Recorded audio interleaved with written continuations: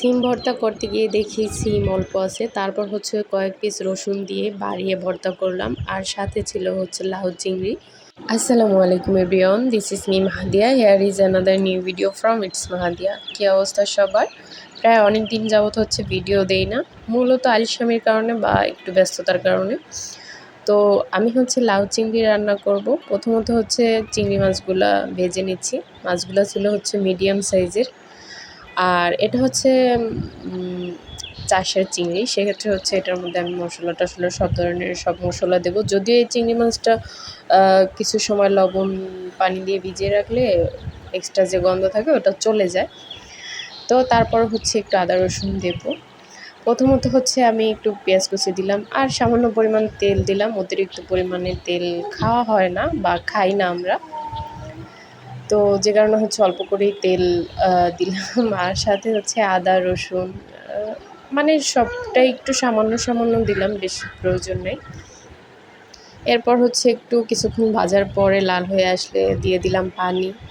এরপর হলুদ, মরিচ, ধনিয়া গুঁড়া এগুলো দিয়ে মিক্স করে একটু ভালোভাবে ভাজা ভাজা করে নিচ্ছি। লবণ দিতে ভুলে গেছিলাম, পরে হচ্ছে আবার লবণ দিলাম। তো এরপর হচ্ছে এটা কষানো হয়ে গেলে আমি চিংড়ি মাছগুলো দিয়ে দেব ভাজা। তো চিংড়ি মাছগুলো দেওয়ার পরে এটাও কিছুক্ষণ ভাজবো। আমি জানি না কে কীভাবে লাউ চিংড়ি রান্না করে, বাট আমি আমার মতো রান্না করলাম। যেহেতু এটা চাষের চিংড়ি মাছ, জানি না কার কাছে কেমন লাগবে, বাট আমরা তো খাইলাম, ভালো লাগছে। তো আপনাদের রেসিপিগুলো আমাকে কমেন্ট করে জানাতে পারেন, আপনাদের রেসিপি অনুযায়ী রান্না করব। তো এরপর হচ্ছে এটা একটু ভালোভাবে ভেজে ভেজে নেব মশলার সাথে, আর তারপরে হচ্ছে পরিমাণ মতো পানি দিয়ে দেব।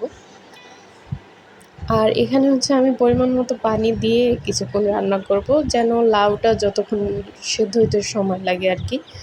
তো এই লাউ সেদ্ধ করতে গিয়ে আমি অনেকটা প্যারায় পড়ে গেছি, কারণ হচ্ছে আমার মনে ছিল না চুলায় রান্না ছিল, এক্সট্রা কাজ করতে গিয়ে লেট হয়ে গেছে। তো যাই হোক, এরপরে হচ্ছে লাউটা বেশি সেদ্ধ হয়ে গেছে। আর এর পাশাপাশি আমি হচ্ছে সিম আর রসুন ভর্তা করছিলাম। সিম ছিল লম্বা লম্বা সিমগুলা, তো সিম অল্প থাকার কারণে রসুন মিক্স করে নিচ্ছি। আর ছিল হচ্ছে লাউ পাতা ভর্তা, আর রসুন মিক্স করার কারণে হচ্ছে ভর্তাটা ওরকম কালার হয়েছে।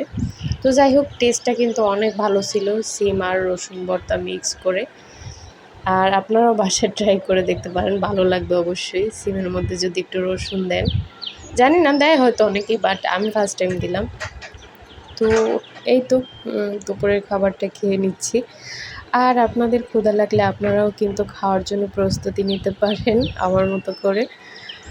আর হ্যাঁ, যারা যারা আমার ভিডিও দেখেন অবশ্যই ভালো লাগলে লাইক কমেন্ট শেয়ার করে দিবেন, আর আমার পেজটা ফলো করে রাখবেন যেন পরবর্তীতে নতুন নতুন ভিডিও দেখতে পারেন। আজকের জন্য আল্লাহ হাফিজ।